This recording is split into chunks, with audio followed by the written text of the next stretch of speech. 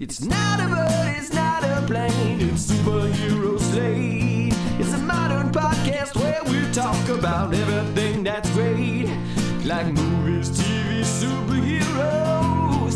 It's Superhero Slate. Oh yeah. Hello everyone and welcome to Superhero Slate, the show where we run down the latest superhero entertainment news. We love TV, movies, and superheroes, so let's talk it all out. My name is Chris Dillard. And my name is Mike Royer. And welcome to the official Superhero Slate review of Marvel's Eternals. Marvel's The Eternals. It's not The Eternals. Going to be... is it Marvel's The... Well, Marvel definitely has ownership over it, so it's apostrophe S in front of Marvel's Eternals. I was calling it The Eternals, whatever. Facebook streamlined, dropped a the, just Facebook, but then now it's Meta, so it's like Marvel's Meta Eternals. Whatever. Well, Marvel created the metaverse first. Okay, let's Facebook is stealing from their multiverse. Chris, this is going to be a crazy podcast. Very crazy review. As we always say at the top of these reviews, it's going to be spoiler free. We'll sound the alarms once we get into spoilers. But this is going to be the first. We're going to be talking about a lot of firsts here. I want to say for Marvel, and maybe in a good way, maybe in a bad way. I'm not exactly sure. Chris and I are usually radio silence about these movies before we hop on the horn and start talking about it. But I just wanted to say at the top, on our normal weekly news podcast, Chris set out the PSA of letting everybody know, hey, spoilers are starting to drop. People are talking about this movie. Their review embargoes are up. And that's when I whip out my phone and I start putting muted keywords in my Twitter account. And bam, bam, bam, I put all these things. And then, of course, on Twitter, you have to go to extra mile of duplicating everything because everything can be a hashtag. So you even have to mute the hashtags. So I was like blissfully unaware of all of the Eternals like discussion and discourse for like the last maybe like week and a half, something weeks. Like that. It's been 2 weeks since the review first came out. Yeah.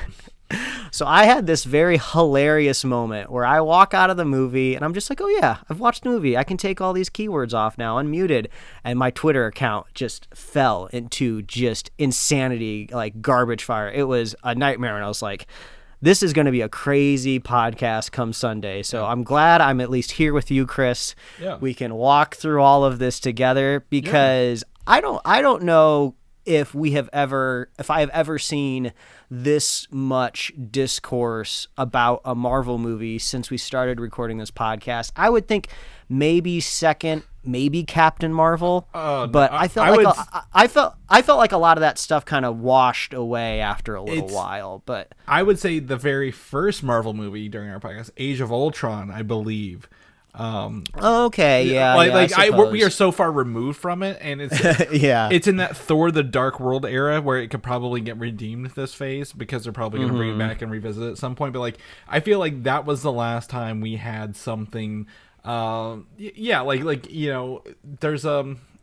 wouldn't say a divide, but there's definitely strong stances that are not overlapping down the middle. And it's actually kind of interesting because love or hate Marvel, usually at worst they're making a down the middle average movie that you can't put that many opinions behind, or it just trends up and it's really, really good and you have nothing but great things to say about it. So the sliding scale starts off at its lowest, still pretty good, but this movie, if you're out there on the internet and you're looking at numbers, ratings, statistics, however you like or dislike to rank your movies, is kind of all over the place for this one. And I was honestly, it was crazy. So all this preamble, blah, blah, blah. Chris, what do you have to say here at the top of the show? So watching Eternals, I think something we have to preface this. I am familiar with the characters. I am familiar with the stories. I've read the books, so I know the majority of these characters going into that. So I always have to try to remove myself from what I know, and hopefully what I do know doesn't ruin it. And I would tell you, there's a point in this movie where I actually didn't know what the hell was going to happen for the rest of the film, and I was just kind of blown away by that. As we cover news, we cover leaks, we cover stories. We don't get that very often. We don't get huge surprises very often. And that I would tell you that this movie definitely had a surprise for me that I didn't see coming. We can talk about that later. I'm not gonna let anyone know what it is. So I'm blissfully happy that this movie was not ruined completely for me by the end of it, which again is a rarity.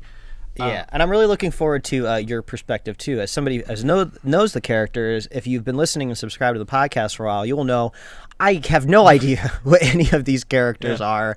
I don't know anything about it, and I'll have a funny anecdote to talk about the first end credit scene when we get to that point in the spoiler cast. But yeah, I was just kind of like, I felt like I sat down and got strapped to like an amusement park ride of a property I'd never heard of before, and I'm just kind of going through the ride like, oh, what's this? What's that? Okay, what's going on here? Yeah. A lot of lore. There's a lot of lore coming at me right now. Yeah.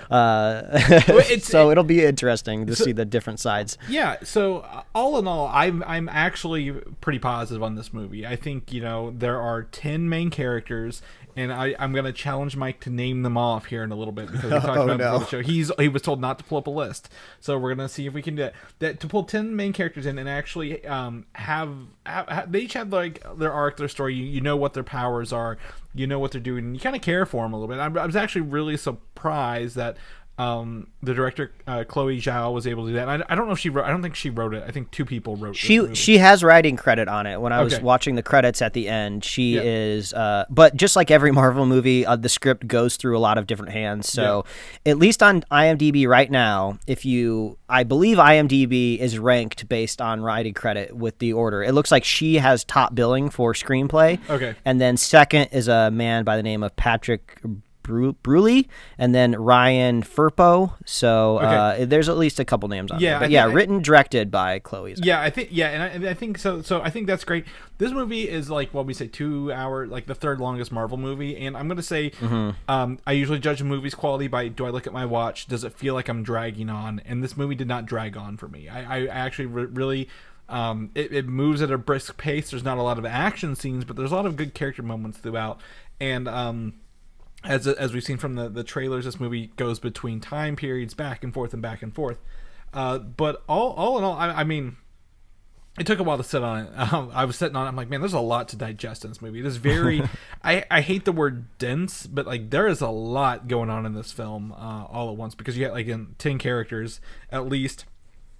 And what their end goal is, and literally all of the cosmic lore they dump on you. So yeah, I've got to think about it a little bit more, and I think it'll come out in a conversation. But I'm really positive about this movie. I really enjoyed myself. Now, will I say this is the best Marvel movie? No, not by a long shot. Will I say it's the worst Marvel movie? No, also not by a long shot. I've seen Thor: The Dark World. I've seen much worse films where it had much worse actors and writing, and this definitely knew what it was wanting to do and knew what it was trying to do, and I think hit it out of the park throughout this thing. And I'm actually very, very curious to see where this movie goes, or at least guides into the future of the Marvel Cinematic Universe, dealing with other again, these are cosmic powered beings. How do they deal with the earth powered beings? How do we deal with the people in the galaxy, the Guardians of the Galaxy, the Cosmos, the even stronger powered people? So I'm very excited to see where it goes. I don't know where it is, but overall I walked out of there feeling pretty good. Feeling pretty good about this, and excited to see more. And we'll have more conversation about details and stuff. I'm just trying not to get anything with spoilers because there's so much here. But Mike, how do you feel?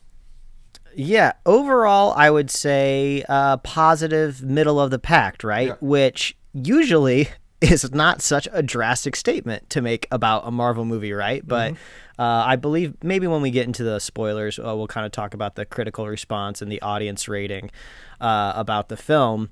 But yeah, overall, I think dense is an appropriate word. There's a whole lot of lore going on here, a lot of characters to introduce too. I mean, like you said, 10 main characters. What a cast to try to spread across, this like 2.5 hour movie. Yeah, I think is what 2 hours, what the 37 minutes. Yeah, what the runtime was. I got the feeling like a lot of people compare the MCU to a television series. This almost felt like a very long pilot episode. Yeah. Like when you get into like a really deep fantasy television show, they're always throwing a ton at you in the pilot episode. And then at the very, very end, you finally get to maybe an action scene and a hook that gets you into episode 2. And that's kind of what the ending of it felt like, of just like, oh, now that everything is finally set up, where could this possibly go? I don't think that's necessarily overall a positive thing for a film, but we are in a cinematic universe. So I suppose kind of like how I felt with Black Widow, they did one job that they had to do, which was introduce a lot of characters that we'll be seeing again. So I felt like they did a good job there. I'm really curious if there might have been a more efficient way to kind of tell this story overall. It's really hard for me to believe that what they put on screen is really the best foot forward that could have happened with the story. I felt like I was a little underwhelmed by one or two of the storylines, especially one character that was featured, I don't want to say heavily in the trailers, but I mean, outside of your 10 heroes, there's really only one other antagonist that's in the film, and we don't really get a satisfying conclusion with that character, unfortunately. And there was, I don't know, it just seemed like we could have off-put some of this maybe into a second movie. We could have streamlined it a little bit more. Maybe the audience, and I guess maybe the critics could have enjoyed it a little bit more. But yeah, you're grappling with a lot of information. A lot's being thrown at you. The visuals are stunning.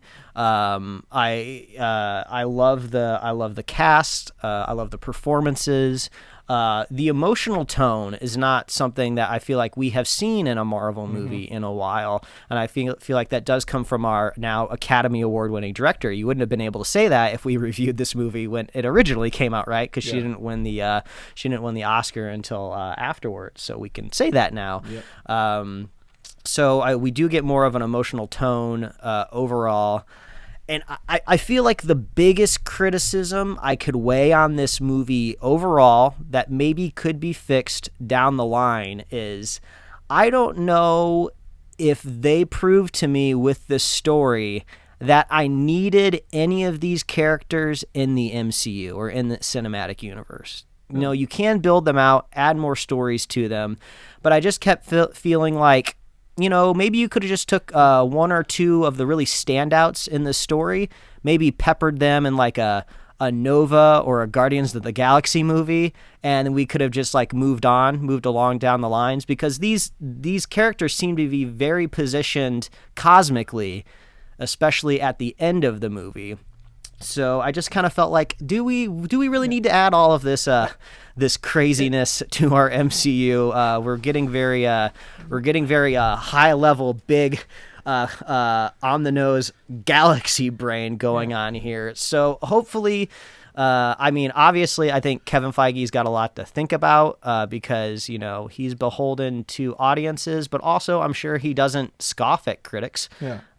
So I think maybe now's a good time to jump in the spoilers so we can kind of get into like this whole thing that we've been not talking about, the big elephant in the room. Right? Before we do that, you need to tell me the character names. I don't want to get in spoilers without getting in. Oh god. Names. Okay. All right. I'm just going to tell you right out. I don't know a lot of the names, so I'll go by what I was referring to them in my head. Okay. Well, so you said I have 10, right? Yeah, we have 10. I'm going to type them out here in our show notes as we go. All right. So we got Selma Hayek. Okay. We got Angelina Jolie. Hold on. So Selma Hayek is Ajak. Yes. Okay. Angelina Jolie is Thena. Thena? Yep. Or yep.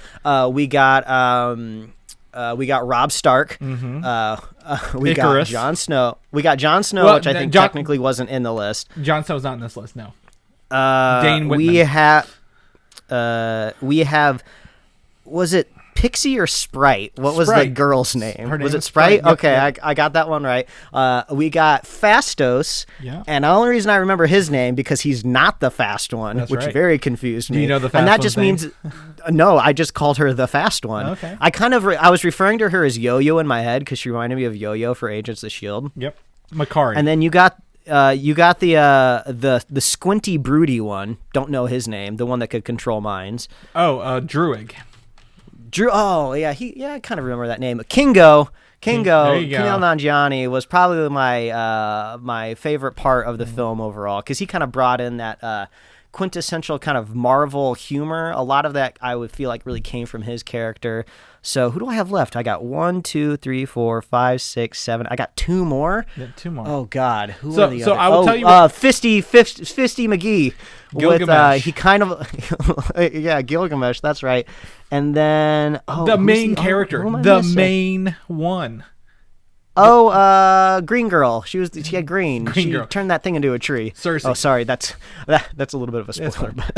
No, it's fine. It's fine. So Cersei, great. We got through them all. You finally remembered them all. Yeah. All right. How many did I actually get right? I got Sprite. I got Fastos. I got 2. Okay. And Kingo. And Kingo. I'll give you Kingo. Oh, I got Kingo. Okay, 3 out of 10. That's not passing. Yeah, well, that's fine. That's fine. So you sound like the critics. You sound like the critics for this movie. Is what it sounds like. I did not beat the critical score. Yeah, that's fine. So spoilers for this. We're going to jump into this now. There is a divide here. There is a divide between critics and audiences, very much so. And so much that people have called this Marvel's first DC movie as like a joke, because that's kind of how they kind of go here. And honestly, as someone who watches a lot of movies and we do this a lot, I don't know how the fuck Black Widow gets a 79% and this gets a 48% on Rotten Tomatoes. Like, I don't understand the difference, because this, is at least swinging for the fences. Like, it's trying to do something. And Black Widow was like, hey, we made a Jason Bourne movie with Scarlett Johansson. And I'm like, I feel like this is really, again, we know what Rotten Tomatoes is. It's not an actual rating for a movie. It's how many people, half of the critics enjoyed it, half of them did not. 81% of audiences enjoyed it. Meaning 19% usually do not enjoy it, but like lean under 50%, so on and so forth. Anyway, but there's a huge divide here, Mike. And why do you suppose that is? Yeah, I mean, honestly, I was shocked, because what happens usually when I walk out of the movie theater is me and the wife head to the bathroom. I'm usually out of the bathroom first, and then I'm just kind of leaning up against the wall going, oh, I watched a movie now. Let's go see what it's hanging out at on Rotten Tomatoes. And I was floored, first of all, to see the green splat, and then to see, I think it was at 58%. I don't know exactly where it is right now. 48. I think it's still probably in that. Oh, it's even lower now. Yeah. I was honestly shocked. I was like, what is going on here? Yeah. Because if you look at the heart of Rotten Tomatoes, you always have to remind people that it's not a 48%, as in like you've scored on a test, right? It's not an F. That means that the recommendations of the critics, and I was really surprised to see the majority of critics that see this movie would not recommend somebody to watch it. And it just kind of seems shocking, because yeah, it's dense. Some people might be able to say it's slow in parts, but I mean, overall, there's definitely enough in here that somebody could sit down and enjoy it. Yeah. And I just don't understand where it's coming from. And then, of course, all of the discourse, hot takes, and then think pieces come in, right? I see a lot of people that are saying, oh, it's because she's a female director, but then you'll have other people come back and say, like, exactly like you said, well, Black Widow was a female director, even Wonder Woman was a female director. Oh, actually, I hadn't seen this discourse yet. That's nowhere near. Yeah, it's all over the place. And then some people are saying, oh, it's because she's not a white woman, so that's why it's coming in here. Or I've even seen some people go to say, since Fastos is a gay character in there, it could be that portion of it. And then I've seen like headlines where like Angelina Jolie, the actress, was defending Marvel, not pulling it for markets because the character was gay. It wasn't just like a one-off kiss either, right? You can't just cut that scene and then release it into a worldwide market, right? They left it in because it was part of the story, and that is really good. I'm really happy that Marvel left that in there, but I don't know if all of that is I feel like I am not of the pedigree in order to like jump in and try to figure out what wasn't the problem when it comes to critical reception, but it just, something seems off, right? And this is like a collection. This is like an aggregate. This isn't like a voting machine in some rural county that somebody went in and hacked and changed the votes. Like, this is just a consciousness of critics that decided that they didn't like the movie. And I just can't see what would be so divisive in here from a filmmaking point of view, right? Did they just think like, oh, I'm not in it, I don't want to retain all of this information, this is just too much for me, what's the point of view? Like, it's just, I am just surprised. And especially, all you can really do when you look at this is you try to look at comparable reviews, right? It's almost like when you're shopping for a house, when you're trying to find your house's value, you look for comps in the neighborhood. Well, what's the comps in the neighborhood for this movie? If you're thinking comps by female directors that are superhero movies, you look at things like Wonder Woman 84 or Black Widow because they've come out recently. Or if you're thinking maybe a multicultural story, maybe you look at Shang-Chi, which came out earlier. And like all of those other things were rated positive. So it's shocking that this does not get just a positive over like even 50% recommendation. And I was honestly shocked because, like I said before, I think this is middle tier Marvel. I think they have room to improve. I probably won't put this on a rewatching list anytime soon. I think maybe I even enjoyed Ant-Man and the Wasp more than this movie, but would I really give it a rotten rating? I don't think I could do that, Ron. Here's the thing. So if you said you give it a 50%, right? 2 Rotten Tomatoes, that is rotten. Like, you have to get like a 60% or higher, which is, again, is a flawed system. And honestly, the discourse I've seen has kind of boiled down to, there's a lot of characters, and I will even say, there are times where you have 10 people you have to move along. Like, whenever they come back and rediscover Makari, she's in the domo, and she's just been there the whole time, I guess, reading or hanging out in the ship. And I'm like, well, everybody else got a little story about where they've been. She's been in the ship. So, like, I know there are, like, definitely some concessions you have to make in a storytelling point when you're introducing 10 characters.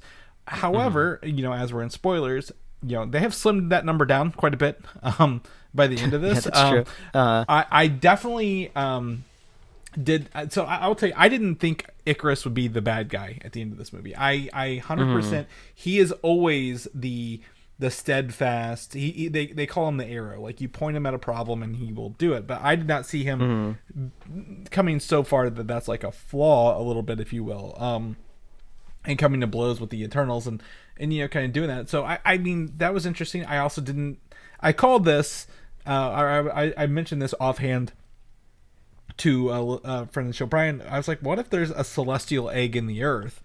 Lo and behold, it was. And they, now we have to deal with a world where a celestial is like sticking out of the water in most of the earth. So I'm going to see how they handle that going forward.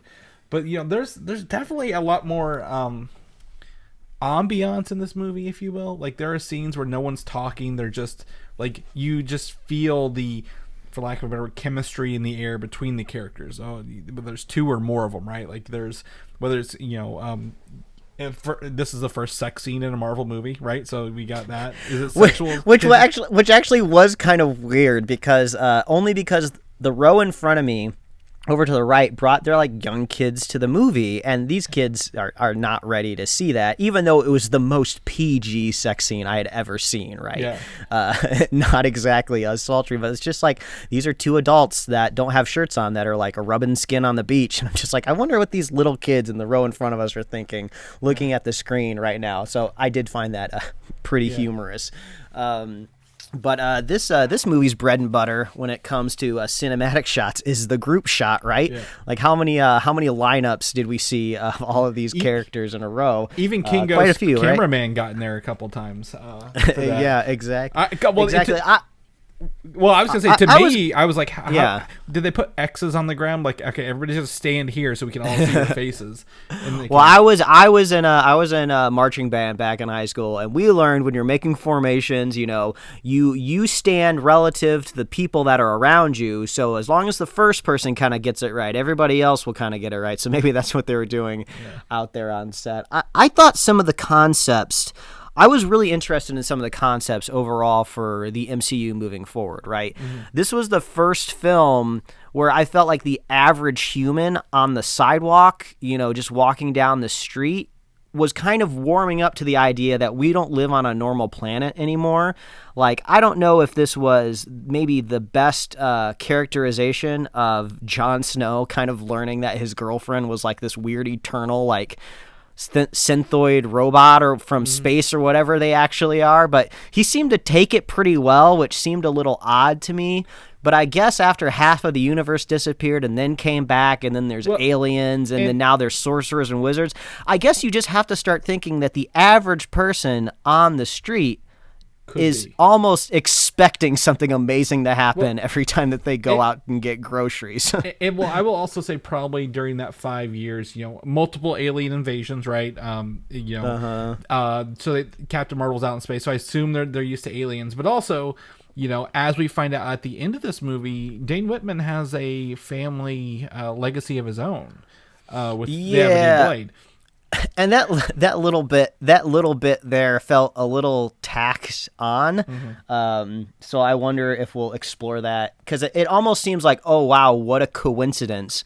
This man who has this past that turns him into the Black Knight, he just happens to be dating a Celestial. So that felt a little coincidental. And I was like, okay, whatever. That's got base in the comics. I'm not gonna fault it for that. I will say you did call it correctly. The voice of Mahershala Ali himself as Blade for the first time. I feel like I personally can't take full credit for knowing what it is, because I heard the voice off a screen and I was like, who is that? It sounds familiar. I don't know who it is.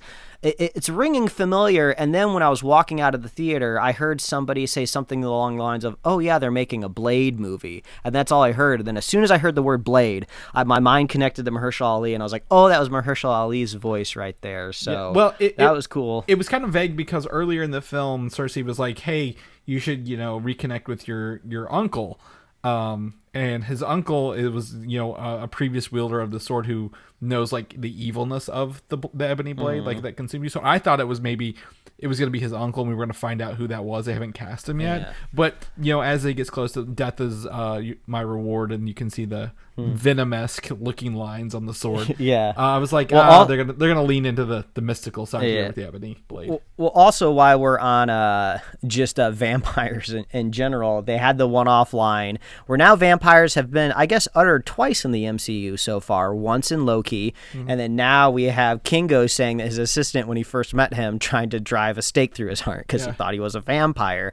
So now that they're just kind of casually saying vampire, I guess within the realms of this movie specifically, I've been trying to figure out, when this Blade movie happens, will vampires be a brand new thing to planet Earth, and then Blade has to like rise up and protect everybody from this new threat? Or are vampires going to be kind of like the classical kind of definition of what a vampire has always been, and that's just been somebody that's been on the planet forever, just stalking through history? And it kind of seems like maybe that's the direction they're going to go, since people are kind of quoting them just historically, which is, I guess it's an interesting direction to go. So I guess maybe it's not a multiversal shift that's going to thrust vampires onto Earth. But it was interesting to get that little tidbit there. To also that degree, 2 DC references in this movie. Yeah. One for Batman and one for Superman right out the gate. So that was felt weird. That was like the weirdest part of the movie for me. I was like, I know it's like a stunt thing, but this is interesting. Yeah, I think some people were reading into that part a little too much. They were trying to make think pieces or hot takes, or, oh, what if, will these two worlds cross over? It's just like, no, it's just a director that thought it would probably be fun to put these little tidbits in the movie. Or the script, and no one said, no, don't do it. So it's totally fine. Like, they're like, the thing about Marvel is they've always been like, this is stuff happening in your backyard. This is happening right outside your door.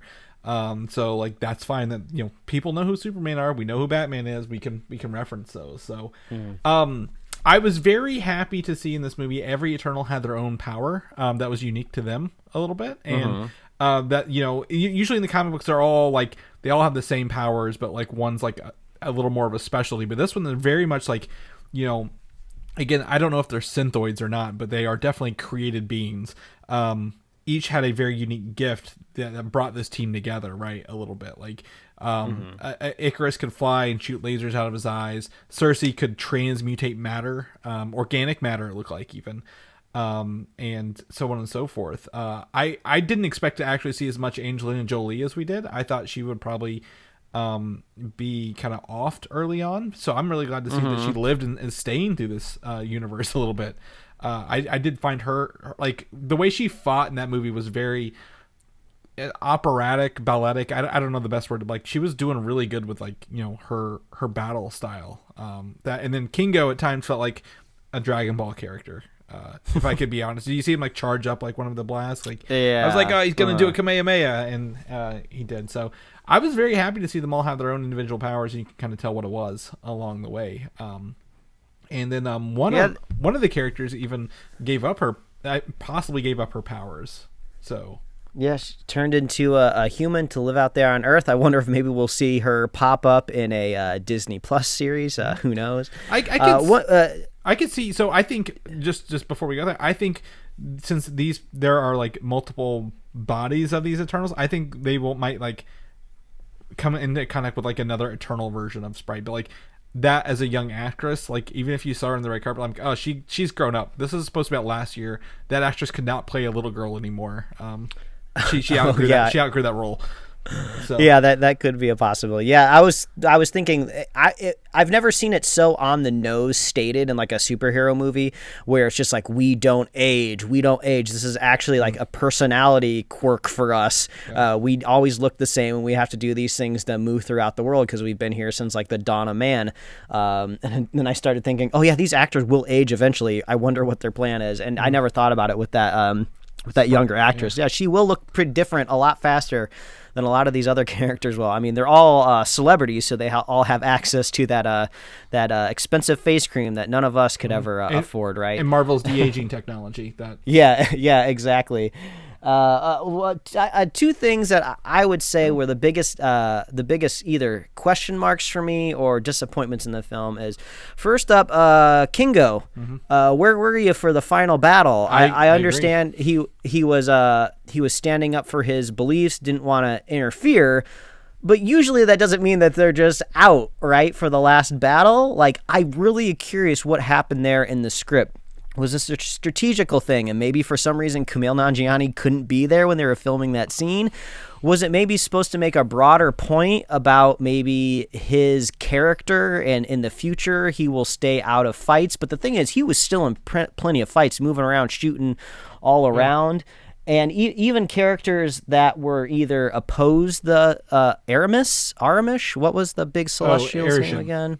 Erisham. Even those that were like opposing Erisham were like still out there. Even the ones that were for Erisham were there too. Yeah. So I was like, well, I feel like any of the side he could have landed on it, he could have at least been there, maybe even just on the ship monitoring it or something like that. But he just straight up left the movie for a while, so much to the point when he showed up again, it felt a little weird. I almost thought like, the heroes that, succeeded was just like, hey, Kingo, we did it. You have any opinions about, us going against what you thought was right, even though you didn't want to hurt us? Yeah. So that just felt like a really odd omission. Yep. Especially for, I think, my favorite character in the film, because I love Kumail Nanjiani. I just wanted to see more of him. I love his assistant running around with the camera, and he always had extras of him ready to go. I thought that was a great bit, right? We always talked about Lewis from Ant-Man doing exposition. Now imagine Nanjiani doing the exposition like through the video camera thing like he was doing throughout the show. Yeah. That'd be pretty funny. Yeah, I'd watch some shorts like that. So it was just so strange just to kind of see him leave. So I'm really curious if there's a more of a production explanation for that, right? Yeah, I honestly I agree. When he showed up, I'm like, oh, but he was with Sprite. Sprite was going off to school, so he was with Sprite and Cersei. So technically, the three people who were for Erisham would be Kingo, Sprite, and Icarus. And Icarus flew himself literally into the sun to kill himself. Yeah, and who knows if he's actually dead. We technically didn't see him die, though it's a Marvel PG-13 movie. It's not like they would show him melting, right? So I guess if there's a story later down the line and they wanted to bring him back, they could probably find a way. But like you said, these characters are like their forms, their bodies are literally created. So there could be another one out there. In the just for a little basis, in the comic books on Earth, there is a machine. The same name as that machine that brings them back to life after if they die or get mortally wounded on Earth. Like they're not eternal because they can't take hits. They're eternal because the machine literally keeps bringing them back to life with all their memories and stuff intact. So my assumption is, just like there's gonna be multiple, like Cersei saw herself in that machine. There's multiple Cerseis. There's gonna be multiple Icarus, multiple everybody. So there's literally a chance for people to come back now. Whose side will they be on? Will they have any of those memories that they went after there at the end, which is like literally what feels like the second one? I don't know, but yes, I 100% agree. Anyone's on the table to come back. Selma Hayek even said she signed on for multiple movies, and she was the first one to die. So. Yeah, I think the biggest problem with this movie overall can be summed up with just one simple word, and that's deviance. I think everything about the deviance in this movie could have been better from there, even though I'm sure lots of really talented artists worked on the visual development for the deviants. I thought that, in my opinion, they could have looked a little bit better, and I'm sure that they were just going off the creative director, whoever else was in charge. I'm sure there's lots of people that have to approve the visual look of a character in a movie like this.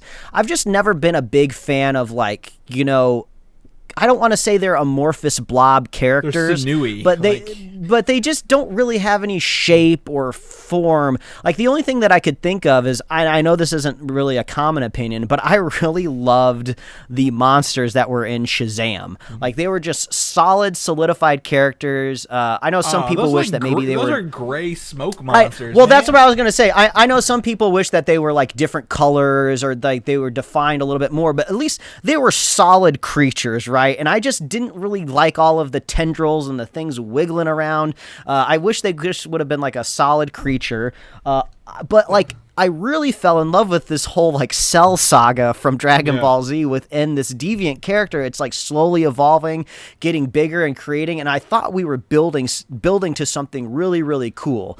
Either he was going to absorb Angelina Jolie and he was going to transform into like a character and maybe say his name. And it would be like a character from like the comic books that we had never seen before. Or maybe they would create a new like origin of a character. Like, oh, this character is now in the MCU, but actually their origin is they're a deviant and they've finally like transformed.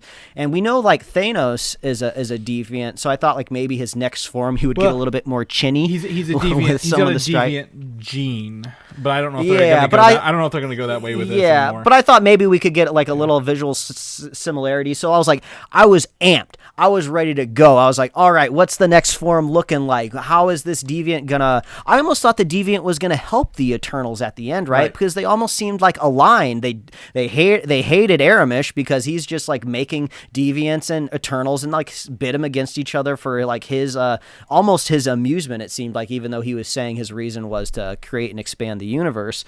So, but then he just kind of gets chopped up into a couple different pieces, and the storyline is just over. And I was like, oh man, this really feels like a sin. I really wanted to get a lot more out of this character. There could have been more developed here. It was a bit of a bummer. Well, and I agree with you. And what's cool is, the deviants, again, they have a purpose. Like you see them like, the Eternals versus Deviants. That's all they're here for, right? We get them again and they're back. And we see the one evolve literally into, like you said, like Cell from Dragon Ball into a human form. And what sucks is, the movie was written as they're essentially a red herring, right? Like the Eternals are here to fight the Deviants. Well, at the end of the day, it's the Eternals versus the Eternals. The whole movie is like the concept of what it is to be a god, and do you deny your maker? And I agree with you. I thought he was like, oh, I'm still gonna kill all you, Eternals, and they were like, but we all found out that we're all being played by the same person. Like, it's not our fault. We were told to kill you. You were told to kill everybody here. Like, I was hoping that he would like go to Angelina, like, we need to work together. I have, still some of the Eternals, like, I guess consciousness in me. Like, let's combine all of our powers and defeat this whole premise. So I agree with you. However, the script was written for them to literally be a red herring for us the whole way through. And that's kind of a letdown. They're kind of the mechanical story process of them is also a little confusing because, okay, they are created to be like the apex predator for the Eternals, so like the humanity can keep evolving. But it was kind of strange at the very beginning that there was just bizarrely a fixed number of them. All right, as soon as we defeat this fixed numbers of deviants on the planet, we can just chill. Yeah. We can just chill for a little bit, but no, accidentally a couple of them got frozen, and then a few of them just kind of whipped out of the ice, and now we got to like deal with them. So like, if they have to be melted from the ice, I feel like I needed a little bit more of an explanation why these ones were so special, right? Well, why did these have the ability to absorb powers, and none of them else did? Yeah, exactly. But it does kind of lead to the other story point that I actually thought was really interesting, the whole crux of the conflict, right? Of like the greater good. What is the greater good? Usually when we're telling the story from a planet-based perspective, the greater good is the planet, right? We're going to do everything for the planet. That's the greater good. Well, what happens the greater good is a little bit bigger? Okay, well, not even the solar system anymore. The entire universe will cease to expand unless we can create more celestials, because apparently they're just slap their hands together like they're tossing a pizza, and they're making more galaxies, right? So we got to keep making celestials. But what's the point? What's the point of expanding if you always have to snuff out life just to expand it? Yeah. So I do like the greater kind of ethical dilemma there, but I honestly don't feel like I got enough of I don't feel like Cersei and her squad won the debate yet, though, right? I was waiting for more like opposing arguments, right? Of like, they kept saying like, oh, it's a barbaric, archaic, outdated ideology. I was like, okay, I'm on board. Okay, why is it outdated? What's the new kind of perspective? What do you say if we just let Earth flourish without being destroyed? Like, what's the upside of not creating another celestial? That's what I was looking for, because I can't think of anything more important than the entire universe, right? Like, what is more important than the universe that you live in? So I was kind of looking for some more oral arguments from the side of those Eternals, and I didn't quite get it. So I was like, what? Okay, what's going on here? But I think that's okay. I think that leaves this film in the gray area. Like, the Eternals, they are flawed characters at their core still. Like, they are not. They're not. They don't have all the answers. They don't have everything, but they're doing the best they can to destroy the Earth. Now, I will say the Celestial coming out of the Earth, that was a hell of a scale. So I loved looking at everything on the scale. That was awesome. Yeah. Let's talk scale for a second, because that is one thing that I talked about the other week about this movie coming out. Of how are they going to deal with the scale of these Eternals? Boy, they didn't hold back at all. I love when they were doing the kind of the one-on-one convo with Aramish. Is that his name? Do I keep getting it right? Arishem. Aramish? Arishem. Yeah. So I love the kind of problem solving they did on screen. They're like, okay, how big can we make him until literally it doesn't read as a face anymore? Okay, it's like, okay, well, let's stretch his eyeballs literally to the left and right of the frame. We can't make him any bigger, or it's not even going to look like a head anymore. We're going to tilt up, and it's just like, and fill the screen. Yeah, and then it's like, okay, now keep shrinking, Cersei. Keep going. It's almost like when you're adjusting the black levels on a video game, where it says adjust until you can just barely read the text anymore. And that's how tiny they made him. And I was like, okay, that's the best that you can do in a visual medium, right? Because I think even technically the Celestials are even bigger than that, but you can't make them any bigger, right? Or you can't even see it on the screen anymore. So I kind of like the creative problem solving that they tried to do there. One of the things I enjoyed this, like, they started small, right? Like they get the thing, and they're talking as like the golden orb comes out, and then they just zoom out, and they just keep zooming right the fuck out, and so you're like, oh, there it is. And on top of that, when it's coming out of the background, like it felt like watching Rogue One, if I'm going to be honest a little bit, with like some of the scale, like the Death Star stuff. Like, with like So like when it's coming out of the water and you see, like, I was like, oh, that's the whole body, that's on it, and they're like, oh, that's a finger, like that's not the whole guy, that's just a finger.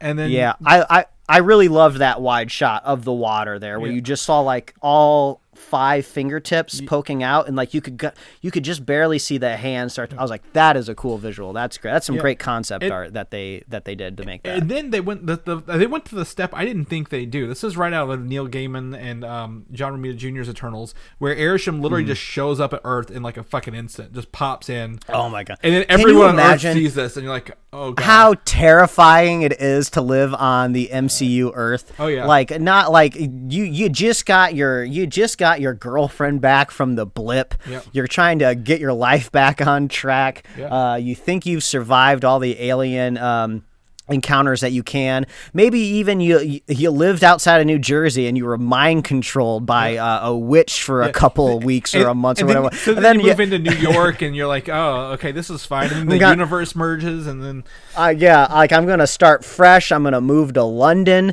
and then this creature comes out of the water, and then just when you think these new super people show up that protect you, a week later a giant face appears in the frickin' sky, and you're just like, why am I on this planet anymore? Wow. So what a trip. I loved it because that scene, that layout is exactly from there, and they just take them, and it shows the powers of the Celestials, right? Like they're not to be fucked with a little bit, because I thought they were gonna pull a fake. They were a fake out that the Celestials weren't real, and like the Eternals were just being lied to or something like that. I was like, I could easily see them doing this, like. Just to save face, but they didn't. They actually pulled the trigger on that gun. But like I kept thinking of Rick and Morty, show me what you got. Like the big floating head like just shows up, and everyone's like, like bowing to it, and like the whole thing. Yeah. So I that was really, really fun to actually see them pull this chain on Celestials and show several of them. They showed 3 or 4 of them kind of out there making stuff as well. So yeah. But it sucks because it's like a little tease, because you're like, okay, now where the fuck is everybody? And then we get the Domo left the Earth. Like the Celestials come, the Eternals split into 2 groups, right? Like you have the Earth ones and the spacefaring ones, which was Druig, Makari, and Druig is normally the evil one, by the way. That was the other like surprise. So I'm like, he had bad vibes the whole movie. I was like, oh, he's turning on everybody for sure, and then it didn't happen. I was like, oh, maybe he's working with the deviants, or he is like, controlling the deviants at the end. But like, no, he was actually the good guy. I'm like, this is great. They actually spun what I thought was going to be happy and turned it on its head. But, then we get the reveal, and I was like, oh my God, is that Patton Oswalt's voice? And I waited, and it was Patton Oswalt's voice. Pip the Troll introducing us to Thanos' brother himself, an Eternal called Eros, also known as Star Fox. And this is where my obliviousness to this side of Marvel comes in. And this was really funny because Harry Styles walks out of the shadows, and I only know it's Harry Styles now because I did some Googling, because I'm not familiar with One Direction. I don't know if Harry Styles, what his acting career is like, but I'm face blind to I'm face blind to the kid. I don't know what he looks like. So when he comes out of the shadows and he's like, oh, my name's Star Fox, I hear like more than a few voices in my theater going, oh, gasp, oh, wow. And I'm just like, no. There is not enough like Eternals fans in this Saturday morning audience that knows who this character is. What is going on? I don't know who this is at all. And I'm not saying like I'm the orbiter of knowing what is or isn't, but I'm like, there's no way this many people in the audience know who this is. And I was like, oh, when I looked it up after the movie, I was like, oh, they were gasping because it was Harry Styles. Yeah. So I didn't know any parts of this equation that created this character. So let's go ahead and just check this out. Pip the Troll and Eros have nothing to do with the Eternals in the comic books. They are absolutely have nothing to do with them. Eros, I'm going to call him Star Fox because that's much easier, but they're probably not going to call him Star Fox because of Nintendo. Star Fox is Thanos' brother who was on the Avengers for several decades in like the 70s and 80s. And Pip, the Troll, is known for his relationship to Thanos and Adam Warlock in the comic books.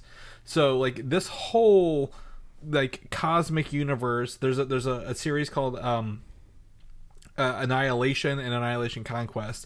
Pip the Troll, Gamora, Adam Warlock, they deal with the Infinity Gauntlet, the Silver Surfer, all this other bullshit, and it's very very cosmic. So I believe they're setting up some huge stuff with Adam Warlock and Pip the Troll and Star Fox and all this other stuff that I feel in it's either Annihilus and they're going to do this Annihilation comic book series, which was referenced heavily in the Guardians of the Galaxy game that I just played, or lean back into Galactus. I about to say Galaxia. Galactus is coming, and this is the precursor for it. Like, we're getting ready for that. I mean, yeah, I feel like if you needed like a testing ground and a proving ground of scale with a character, you bring in the Celestials and then Galactus, and I wonder if I feel like you got to weave Fantastic Four into that. In some aspect. Silver Surfer was big into the Infinity Watch, Yeah, Crusade honestly, I was hoping there was gonna. I thought it wasn't gonna be Star Fox or Harry Styles. I thought it was like fucking Silver Surfer was about to walk down the hallway, and I was gonna lose my shit because that would be like a huge announcement, right? That would be big. That would be internet breaking right there. Yeah. But who knows? Mired in the critical reception of this movie, maybe it would have been muddied overall. But it is crazy how these characters of the Eternals were so earthbound. Right, for this whole movie, like literally like Mesopotamia, Babylon, right? They have just been here, boots on the ground, like getting in it with humanity. And then all of a sudden at the end of the movie, these are all cosmic characters now. It seems like their next adventure will be in the stars, in different planets, which I think will be kind of interesting, right? Because they're unique on planet Earth, right? They have all of these different powers and quirks and everything. But out in space, I mean... they are just almost the most normal looking things out there. You got like green aliens and all that going on. So I'm curious what their cosmic adventure is going to look like. Yeah. But yeah, this is kind of like the tightrope that Marvel is now walking even more than they have in the past. You have an Earth story to tell, and then you have this cosmic story to tell, and what is the best way for them across paths? Because I feel like at the end of the day, the biggest kind of take home that I'm getting is Earth seems to be very special. Yeah. It seems to be more special than any other planet out there in the galaxy or the universe, and I'm okay with that, right? I mean, logically, in our real world, we have no idea if Earth is special or not because there's billions and billions and billions of stars and planets out there. I'm sure this Earth is a dime a dozen, and there's probably another Earth out there doing it a lot better than we are. But it seems like at least within but at least it seems within the MCU, we seem to be special or unique in some way. We seem to be courting all of this extra attention here on Earth. And I'm curious if that will be addressed at some point in time, because I feel like there's got to be like some sort of like I don't know, like cosmic judge or cosmic council or law enforcement that's just like the living tribunal. Like why does Earth keep popping up on our rap sheet? Billions of planets out there. Why is this one blue marble like keep sending us like notifications? Like, what is going on here? And I'd love that to be addressed, because that almost makes our Earthbound heroes even more special, right? That makes Captain America and Iron Man more special than any other place, because maybe all these other planets, even though they might be more homogeneous, and there might be more technologically advanced, like they just don't quite have like the undescribable like heart and desire and passion that maybe human beings have. So I kind of like that. And that's kind of the nice thing. We've never met another alien out there in the world. So us Earthlings who make movies, we can be as privileged as we want as humans and think that we're the most special things in the galaxy, because no one out there beyond our planet has proven any otherwise. So it's kind of fun to think like, oh yeah, we're nice and special, Earth, because we're cool. Well, that you literally you've literally set up how they're setting up the sequel for this, right? Like they are literally going back with Arishem to share their memories of this planet to prove why it is special and why it should be saved.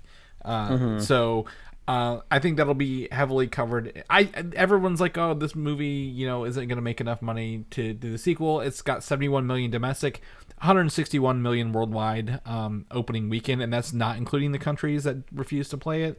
I feel Marvel has a pretty safe bet on their hands. Like you said, Kevin Feige, he's looking at the audience. He's looking at the movie ticket sales. He's probably listening to critics' feedback. Totally get it.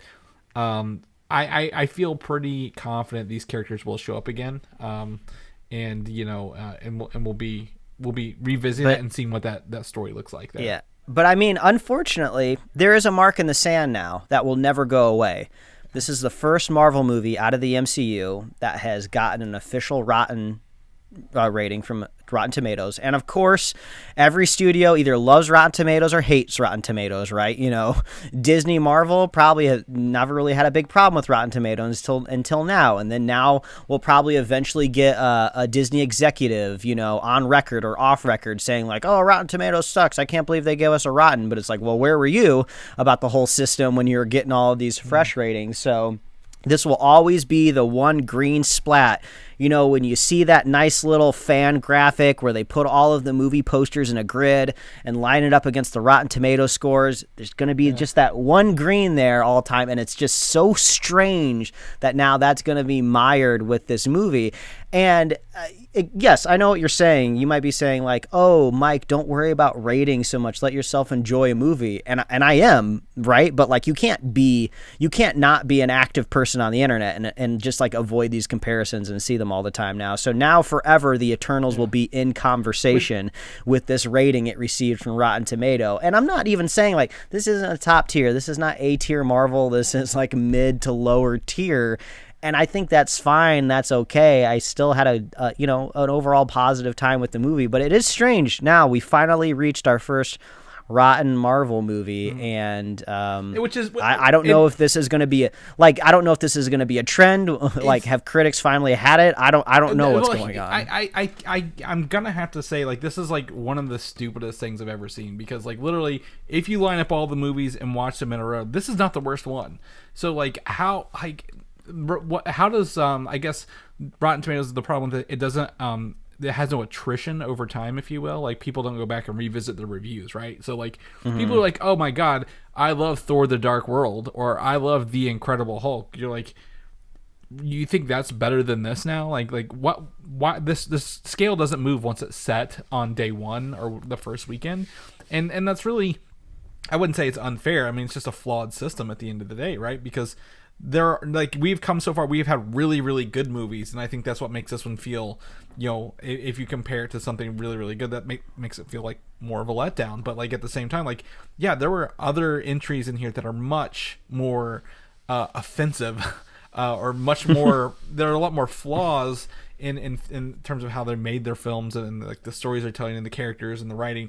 Like, they shouldn't be held higher now, and it's just weird to like think that nobody ever goes back and re-reviews their things and changes their score. So if you thought something like, yeah, I thought The Incredible Hulk was good, well, do you remember 2008 when we had X-Men Origins Wolverine, and like we just came off of Elektra's solo movie? Like, yeah, movies sucked back then, and that probably felt good. But if you look at like where it is now, like, no, that is not a good time to go back and revisit those things, because you know, we even have a different actor.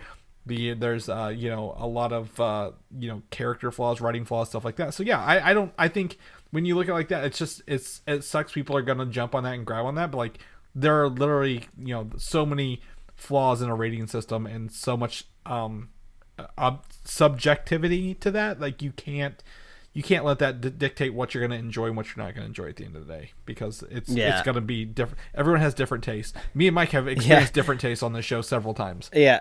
If the movie itself proved it, humans, what did they say? Humans are flawed, and that's what makes them human. Yeah. So that means critics are humans indeed, and that's what makes them human, because you can't always just hold yourself to the same standard, because I guess you move and grow, and I guess possibly just kind of get maybe exhausted with certain kind of content over time, because there's critics out there like that you said. Disliked Wonder Woman 1984, liked Black Widow, but then disliked the Eternals. It's just like how do you even get an idea of what kind of content that critics likes? But what is the moment? Like, yeah, literally, what is it in the moment? What does it make you feel? Is where that comes to. Yeah, and I only use those examples just because that's what the discourse has been saying out there. Well, I mean, my other one's like, everyone's comparing this, like they're like, oh, Chloe Zhao and this is not Nomadland. I'm like, no shit, it's not Nomadland. This is a Marvel movie. It has to hit certain beats to be in a superhero film. Yeah, and she weirdly enough has an Academy Award to kind of defend herself with, right? You can't say that she's not talented, for sure. She is. I've seen her interviews this week and stuff, and she is not unapologetic. She's like, I made the movie I wanted to make, and if you don't like it, that's not my fault. So That's Yeah, she'll keep getting work. I do. Before we forget, before we end, I do want to go back to the beginning of the movie because now I look for all the new scenes they add to the intro, the Marvel spinning intro, and I did see Shang-Chi in it this time around. I'm like, oh, okay. I'm like, ooh, are they going to start adding the Disney Plus shows into that intro or what? So I'm going to keep my eye out for those. I think it's like a little fun way to keep me on the edge of my seat early on. I'm like, where's it going to be? What's the new frame and panel we're going to see in this this opening logo? Because they cover so many movies in there, and they're good. So, anything else you want to add to that, Mike? Man, it felt like an eternity waiting to see this movie. It's finally checked off of the list. Next up is Spider-Man. Yes. No Way Home. Yep. I feel like the stakes are going to be much smaller, but actually, weirdly enough, as we saw in Marvel's What If, much bigger. The only thing bigger than the universe is the multiverse. Yeah. So I don't know. Maybe Spider-Man will have larger stakes than the Eternals.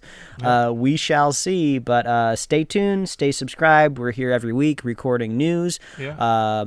Stay tuned next week for sure. Disney Plus Day is this coming Friday. We're going to have tons to talk about next week. And then also stay subscribed for that Spider-Man review coming out next. Yeah, that'll be next. I had something and I lost it, but I don't remember what it was. This will be out on Disney Plus in 45 days. I think since Shang-Chi, they're all 45 days from release. So you'll be able to watch this by Christmas, by the time Spider-Man comes out, actually, if you want to. Which, you don't have to watch this one to watch Spider-Man by any means. I don't think they'll reference each other. But if they do, I'll be very impressed. Mike, people know what you're up to, what you're doing, where can they find you at? They can find me at Mike Royer Design on Instagram, Twitter, and TikTok, and you can read my webcomics at pickledcomics.com. Chris, if people want to catch up with you, where can they find you? Find me on Twitter, Valdan, Valdan, or Instagram, Valdan87, or here every week on the Superhero Slate News podcast. If people want to know more about the show, our regular scheduled episodes that we're about to record, where can they find all that at? Oh, they can find that so easily at superheroslate.com. That is the HQ for this podcast. You can find us on Apple Podcasts, YouTube, Spotify, wherever else you love to listen to fine podcasts. Go click on our upcoming release calendar if you want to see a release of all the movies coming up. We are definitely going to be updating that, I feel like, on Friday after Disney Plus streaming day. But it's just a nice text-based list. No advertisements, no pop-ups. Just a nice, informative sheet of when all of the stuff that we love to watch is coming out. You can like us on Facebook, follow us on Twitter and Instagram. You can get merch at superheroslate.com/store. We love hearing from you. Please reach out. What side are you on this movie? I mean, if you're listening to this podcast right now, you are more than likely the audience side of the score on Rotten Tomatoes, so there's a good chance that you enjoyed this movie. But you know what? It's not a big deal if you didn't like this movie either, because what I always try to remind myself, at the end of the day, it's just a movie. There's other things to worry about, like paying bills at the end of the day. So try not to get caught up in it too much. I feel like there's some Zack Snyder fans that could probably take that to heart a little bit more than maybe some other people. I just love how every time we review a movie, I always work Zack Snyder in there. You do, somehow. Somehow. But please reach out. Let us know what you thought about the film.